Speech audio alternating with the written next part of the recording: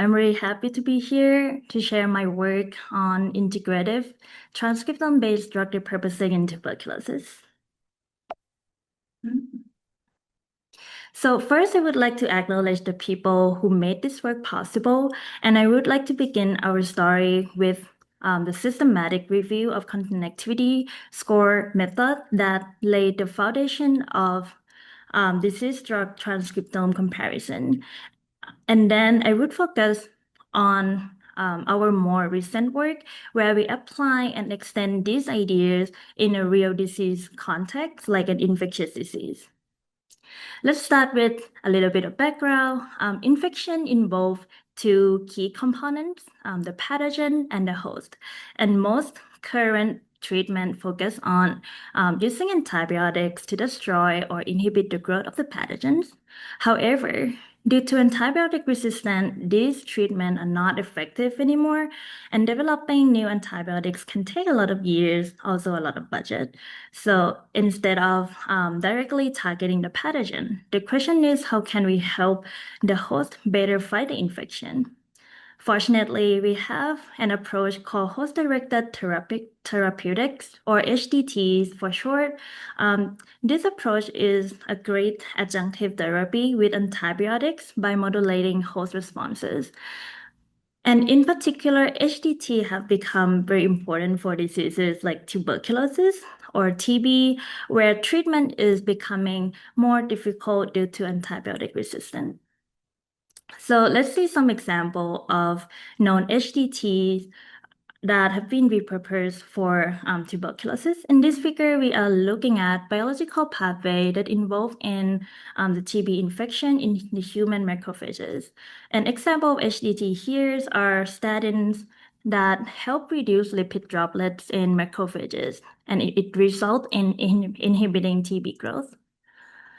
However, to identify the right effective HDT is very challenging because developing new drug is very time consuming and so expensive. It can take up to like more than 10 years. And to address this, we can use computational drug repurposing, which provide a more efficient approach by identifying potential new uses of existing FDA-approved drugs. And to be able to identify the right HDT, we first need to understand what's going on in the body when we get infected, and also how the HDT actually work against infection. So we can achieve this by looking at what we call signatures or differential gene expression signatures, where the signature actually measure the genome bind responses to pathogen like infection or drug. And in this simple cartoon example here, each block represents the genes, and then the color here correspond to how each gene go up or go down as it responds to the disease with respect to the healthy condition. And the same concept here applied to drug signatures that capture responses to treatment compared to untreated condition. So once we know how our body responds to the disease and drug, now we can compare the signature patterns to identify what we call connectivities.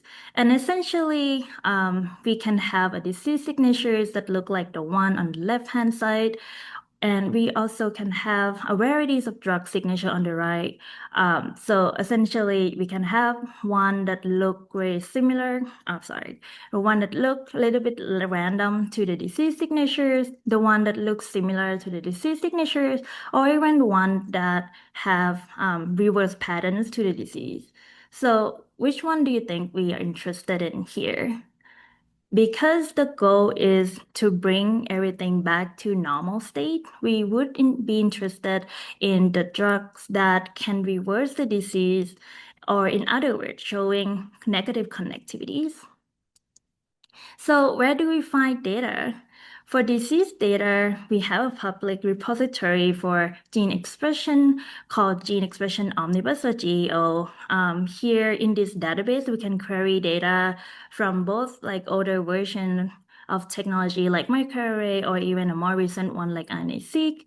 For drug data, Links is a great repository to go to get drug signatures. They have treated compound signatures, including about 2,000 FDA-approved drugs.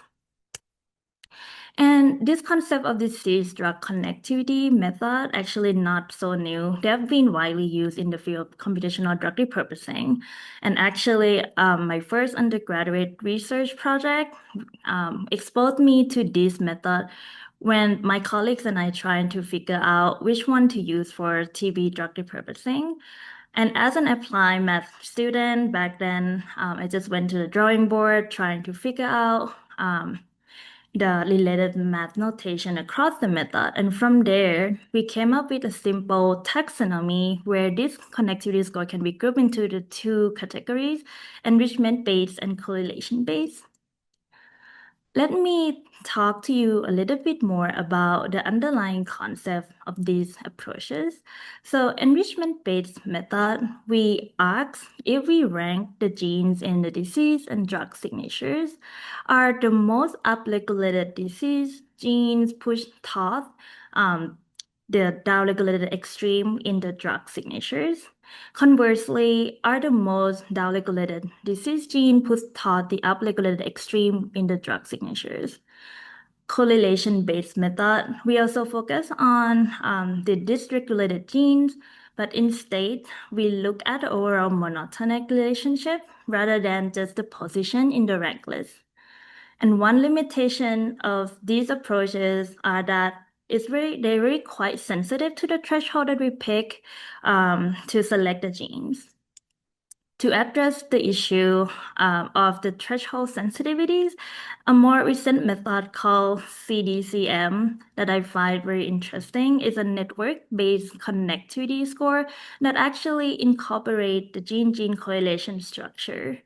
And in particular, it helped avoid the sensitivities to arbitrary threshold by using the full ranking of genes to compute correlation, and it actually showed improvement for stabilities across cell line.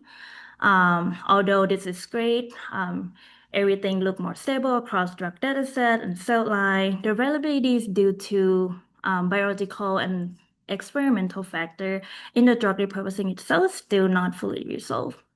So let me zoom out a little bit here. So what's not resolved?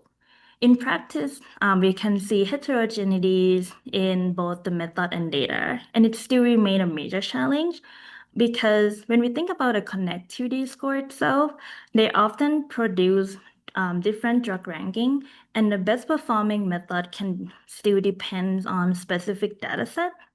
At the same time, if you look at the disease data, you can imagine that different people respond to the infection in different way, and things can be different if the study design is different, sample type vary, even the infection duration can also cause the difference in the response. If we look at the drug side, we actually have variation across cell line, time point, and dosages. So as a result, achieving consistent and generalizable performance remains challenging. Therefore, we have developed an integrative transcriptomics-based drug repurposing framework with a case study in tuberculosis, which is a very heterogeneous infectious disease. And this approach, we incorporate multiple connectivity method and also multiple TB disease signatures that span diverse biological and technical conditions. And all of this, we working on it with the goal to achieve consistent and generalizable performance despite the data heterogeneities. So we integrated publicly available TB signatures that we query and access in June 2025.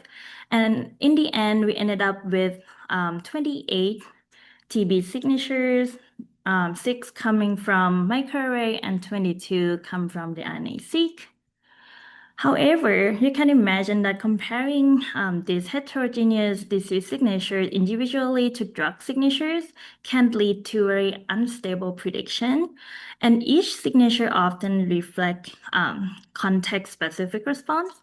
And to address this, we introduce signature aggregation that help capture more robust population level signal that present across the studies.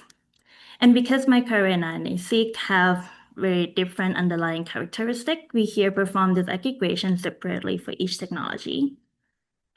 How does aggregation actually work? So let's take a step back a little bit. I would just focus on the 6 microarray signature as an example here. So let's imagine what's the best way to aggregate these signatures. You might think that the most straightforward way would be just to average them, right?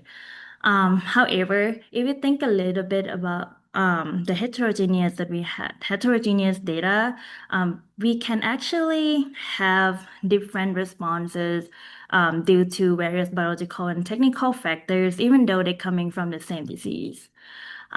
Like you can see that some of the signatures here are more similar to others, while some look really distinct compared to others.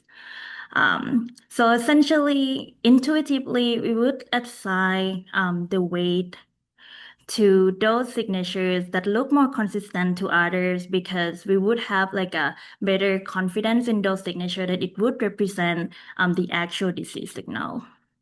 So we would do something like this where we upweight the one that look more consistent and downweight the one that look not so consistent with others. And we using average Jacquard similarity to assess this quantity. And once we have the Jacquard similarities or the confidence proxy, we can use it to weight the signature differently. The next step is we multiply this weight with the gene membership matrix, where we have the genes on the row and then we have the signatures on the columns. So essentially what it is doing is that it helps emphasize the genes that are consistently important for the disease, especially if they appear in high confidence signatures. And we do this separately for upregulated and downregulated genes, and then we take weighted average to get the final aggregated signatures that capture the strongest and most consistent signals. So now, where exactly do we incorporate both individual and aggregated signature into the workflow? So we actually start with individual signatures and the drug signature. Simply just compute multiple connectivity score to rank the drugs, and then repeat the same thing with the aggregated signatures. In the end, we get multiple drug ranking across method and signature types. And actually, it would look something like this, where we have a bunch of drug rankings from microarray and RNAseq, both from individual signature and aggregated signatures. So how do I summarize these results? So first, we consider the fact that the same drug can behave differently in different cell lines. So we derive cell line agnostic score by taking the strongest reversal signal across all the cell lines for each drug. And this way, it allows us to capture the maximum drug potential rather than just leveraging away the meaningful effects. And from there, we apply a few consistency rules with the idea that true biological signal should be reproducible across heterogeneous dataset and also the scoring approaches. Therefore, instead of relying on just a single score, first, the consistency rule is the reversal. We would prioritize a drug that show consistent reversal signal across multiple disease signatures. Next, we apply the second consistent rule, which is to select drugs that consistently prioritize across different methods. And now that we have the drugs that pass the consistent rule and everything, we aggregate their ranking based on the connectivity method categories. And this allows us to integrate complementary signal while reducing the method-specific bias. And finally, because the signal that persists across integrated view would be more likely to be robust, we define high confidence candidates as drugs that prioritize in both individuals and aggregated signatures analysis. And these are the top candidates that I would like to highlight. Let's take a sneak peek at this result. And it's really promising that many of these are actually supported by literature, and more importantly, these drugs point to the TB relevant biology. For example, statins, which is the HMGCR inhibitors right here, and most of them are like ranked very high here, statins. They actually target the cholesterol metabolism that TB depends on, and the kinase and receptor inhibitors, which also help the host fight the infection better by modulating the host immune pathway during the infection. So the next question is how does our drug ranking actually do compare to using just a single score method? More importantly, by aggregating everything, do we actually gain anything or we just lose a signal? So to answer that question, we first need a ground truth. So essentially, we just went to PubMed, collected the drugs that already have literature support as TB HDT candidates. And now in practice, you would imagine that once we have like all the drug ranking, we will not be interested in the entire rank list because we probably only care about the top few candidates that we have a lot of confidence in that we would like to follow up on for further experimental validation. So we would focus on the metric called precision at K, which asks among the top K drug that we have in the list, how many of them are actually literature, actually supported by literatures. And now I want to show how the different methods perform in recovering known TB drug candidates. So if we look at the y-axis here, I have the precision score, and then on the x-axis, we're showing multiple K, which is the top 5, 10, 15, and 20 respectively. And then I'm showing here across different signature type and also across technology. But let's focus on just the microarray for now. So you can see here that the single score method, which are in very colorful colors right here, seems to vary quite a bit depending on whether we use individual signatures or aggregated signatures. And when we move to RNAseq, we can see a similar story where the precision in the microarrays for the single score method doing quite poorly. But when we jump into the RNA-seq data, it seemed to work quite well and even beat like some K, at some K, like beat our integrative method. So essentially, the conclusion is that even though at some case kind of beat our method, the single score method performance here is actually unstable across the technologies. And in contrast, if we look at our integrative approach here, it's shown in black, we actually computed our score across all data and giving a single technology agnostic ranking is still doing pretty well and can achieve overall stronger precision. So now, instead of separating by technology, I would like to zoom out a little bit and compare our integrative method to the average performance of individual method. So we can see here that it actually consistently achieves higher precision across all K, and I would say the integration here that we do doesn't just simplify things, but it actually improves the performance by mitigating the instabilities that we saw earlier in the previous slide.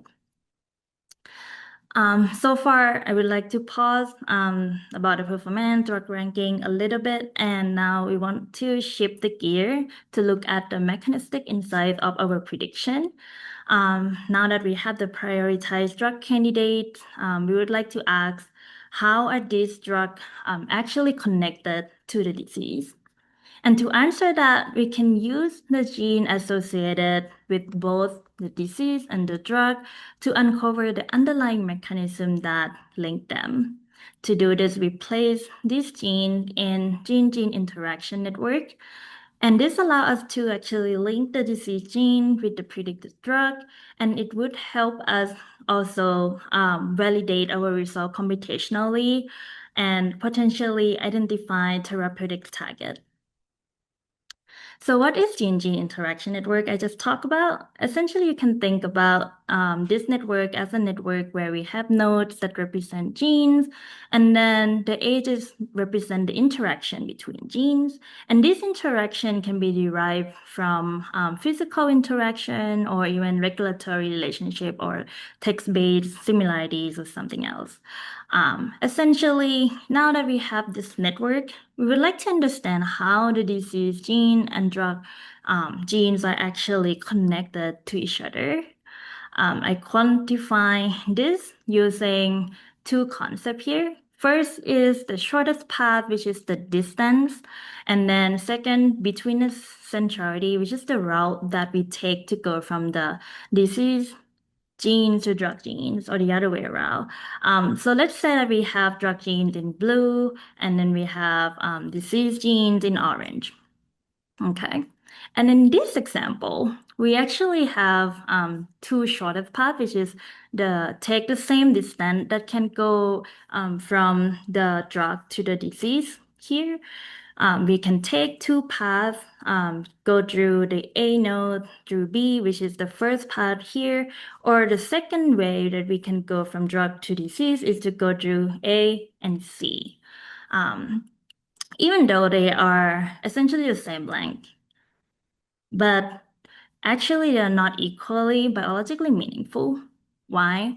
Because if you look a little bit closer, you would see that the path that go through B here are like a more central gene, and you can think of this as a highway where you go on a highway, you would see like a lot of cars, and it actually means that these B genes here have a lot of interaction with other genes. While the path that go through C right here is more peripheral, and you can think of this path as a small side street. And because B sit right here, like a key position in the network, connect to a lot of things, it's really like likely to be involved in important signals. So essentially, we would like to prioritize the disease and drug genes that are connected through B, because it's more likely to reflect the real biology rather than a random path. And using this approach, we were able to identify key genes that connect drug genes to TB disease gene. We identified total 12 key IMPA genes, which are in the green boxes here.